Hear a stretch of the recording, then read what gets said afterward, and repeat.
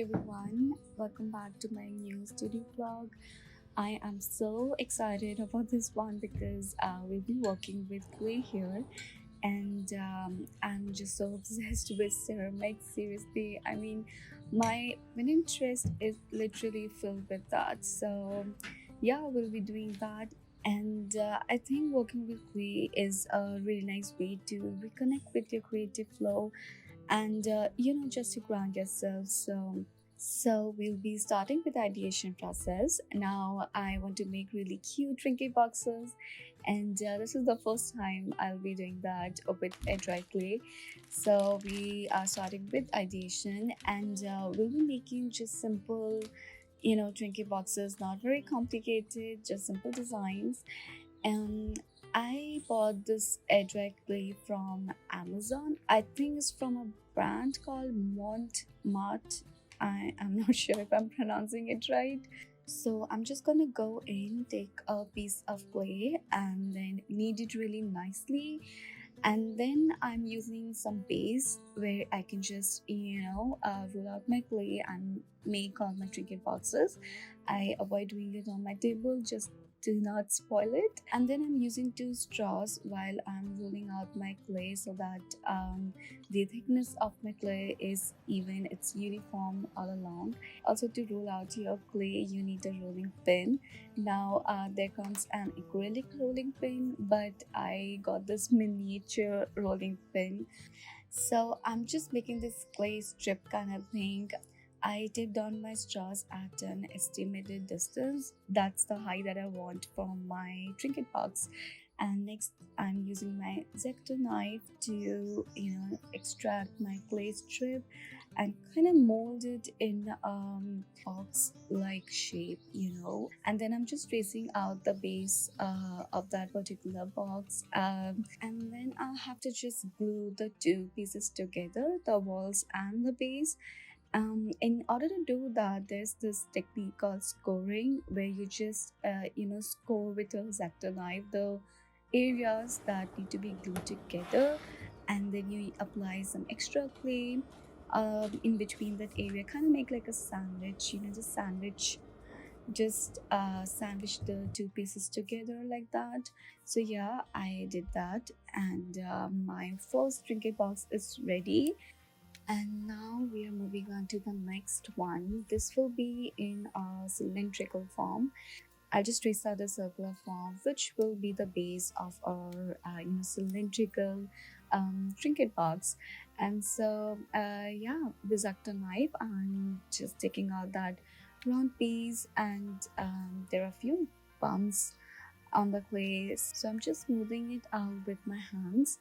Now I've actually forgot to vlog this next part, but in the similar way how we extracted that clay strip for our previous trinket box, we'll be extracting another clay strip, kind of place it around that circular base using the scoring technique, and then just glue the two parts together and use my hands to smooth things out, and so that there are just no gaps.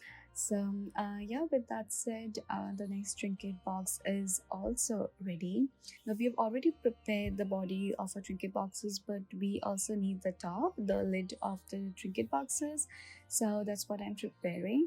I've traced out the head of my first trinket box, and then I've also prepared this little cute handle to hold the lid. And to secure a lid, so that it just doesn't fall off our box, I've prepared this really long clay strip of a thinner width, and then I'm here just attaching that clay strip to the bottom of the lid.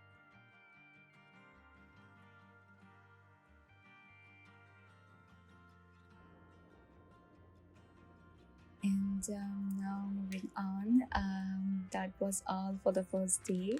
The next day, I'm gonna continue the process of my trinket boxes, and I've actually prepared a few more. I didn't vlog that part, but here I am preparing this another one. This is actually the most unique and a different one that I tried out. I kind of wanted to prepare it in a milk carton kind of shape. Um, I don't know why, but I kind of find it very interesting how uh, these ceramics are shaped into real life objects. So yeah, that's what I wanted to try out. So this is like kind of big cuboid kind of shape that I prepared, just like the first trinket box with all the walls and then attaching the base later.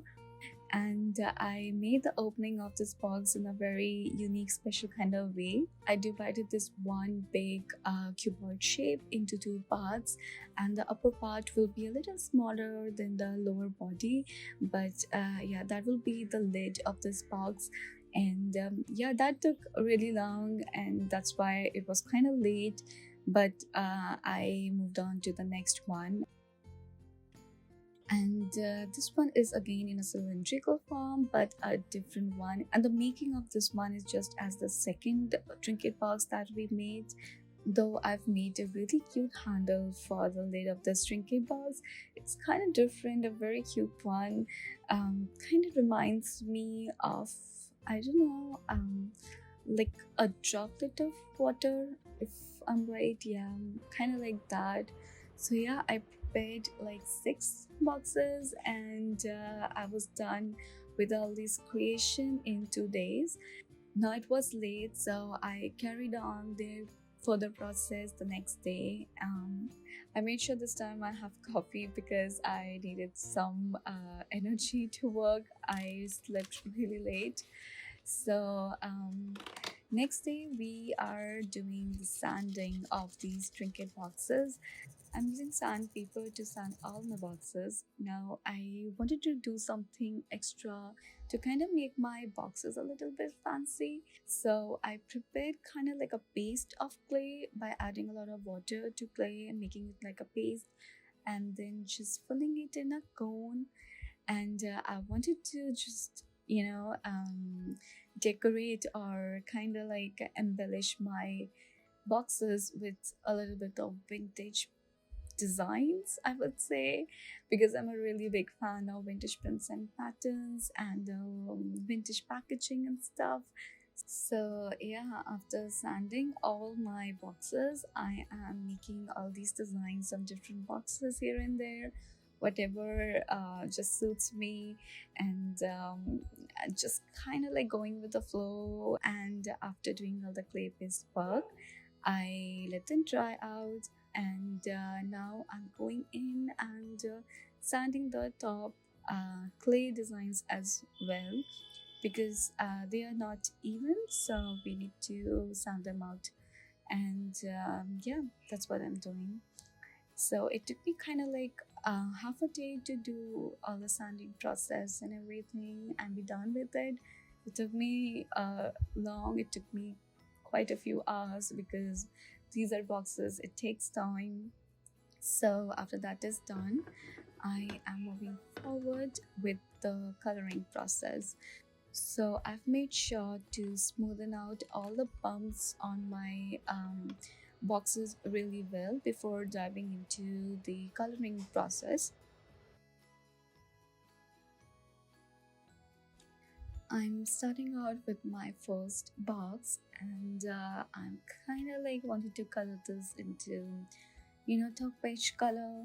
And I really want to make them colorful and filled with vintage prints, patterns, and like colors, kind of make them appear in that form. So I'm gonna go in and make some contrast of colors, and that's why I added vermilion and really bright yellow in the center in the circle, so that that the front will really contrast with the whole body. Also, I didn't really think about it, but before starting the coloring process, I thought maybe I can take the inspiration from something. And I actually happened to take this inspiration from my tea stickers that I made in my previous vlogs. So I'm just gonna add the tea stickers that inspired me with every box. So the first one was oolong tea. It's not exactly the same thing, but the appearance is kind of relatable. So, and yeah, it's my first Trinket box is done.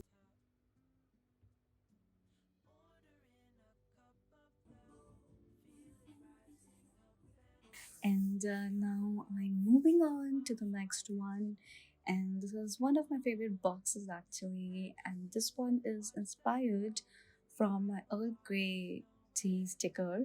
And I colored this in a really nice earthy green color.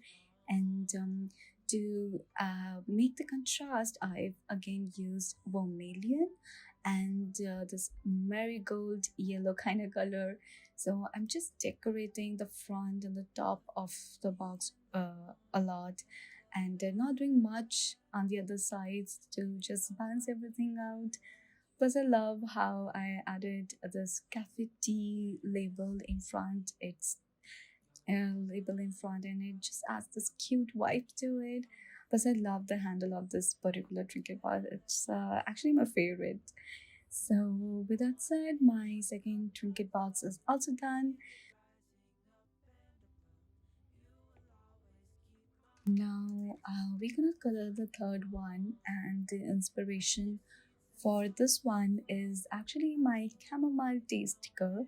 And this one is actually quite new to the sticker that I made.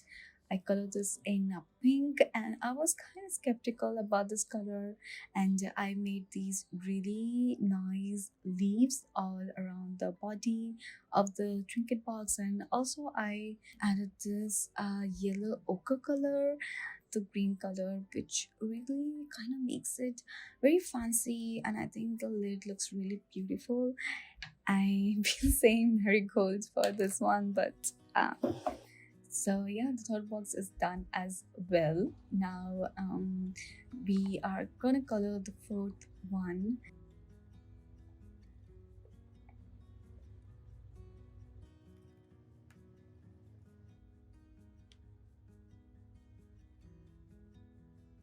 So the inspiration for this one is actually pumpkin chai tea sticker. It just it just felt right for this one. And if you've noticed, I've used yellow ochre and vermilion color in most of my boxes so that they'll be kind of cohesive, they'll look like a collection. And one thing I've learned is while making these colorful trinket boxes, because I also wanted them to appear in this vintage kind of look, this retro, I would say retro is a better word actually. You should use good contrast of colors to give that retro feel to the boxes. And I've made sure the prints and patterns also. I've used a lot of flowers, a lot of nature elements, and kind of use intricate patterns as well here and there. So all over, I think they look really, really, really cute. I am so loving these so far. And yeah, now we are done with the four boxes by now. Yeah. So the next one, this one is the cylindrical one, and it's been inspired from peppermint tea. It looks quite near to the peppermint tea sticker actually. So I wanted to color this in turquoise color, but it's not exactly turquoise. I think I colored this one in this cerulean blue color. That's what it says on my paint tube. So that's the base, and on top I went in with yellow ochre and that pink color to add the contrast, and also a little bit of neon color so that the contrast will be very strong. And I added this herbal tea kind of like name in front, which just adds a very whimsical character to the trinket box, and it looks really cute in that way. So now the bid box is also ready, and we're moving on to the last one. So the next day, I continued with the coloring process of the sixth one. So this is kind of like a different one, even the structure is different than the other trinket boxes. Also, the color is kind of different from others because this yellow kind of felt like Arvana from the collection, and I was so much skeptical about this neon hot pink as well. I mean, I wasn't really sure what was I doing with the overall prints. Even I didn't really know. I thought that I really messed this one up, but actually it turned out really, really good. It's actually better than good, and I love that little wax seal kind of structure on the top. It adds this really like realistic vibe to it. So with that, all our trinket boxes are ready, and now moving on, I am going in and I'm gonna finish off all the trinket boxes with UV resin. So UV resin is basically a way to secure all your creations, kind of make them waterproof and much more durable. Also, UV resin kind of gives the finishing look to overall, creations, the clay creations, so they look nice. And I was kind of like I learned my lesson while using UV resin for my boxes, because I've used UV resin once before with clay pens, but they are quite easy to work with. They are just plain surface, but boxes have these different corners, the base, the top, and everything. And when I finished off putting resin all over the boxes, then it kind of started spreading out, and it was just leaving some areas uncovered and kind of like uncoated. So again, after drying out, I had to go in and apply more coats of UV resin, and it kept on happening, and I kept on applying the coats. I actually ended up ordering another bottle of resin because I was out of this one. And so this was quite a tedious task. So I wouldn't suggest that UV resin is quite appropriate for this purpose. They're good for clay magnets or maybe clay pins, but I think not for this one. So now I'm just keeping all my creations, all my boxes out in the sun so that they just dry out super soon before the resin kind of spreads out.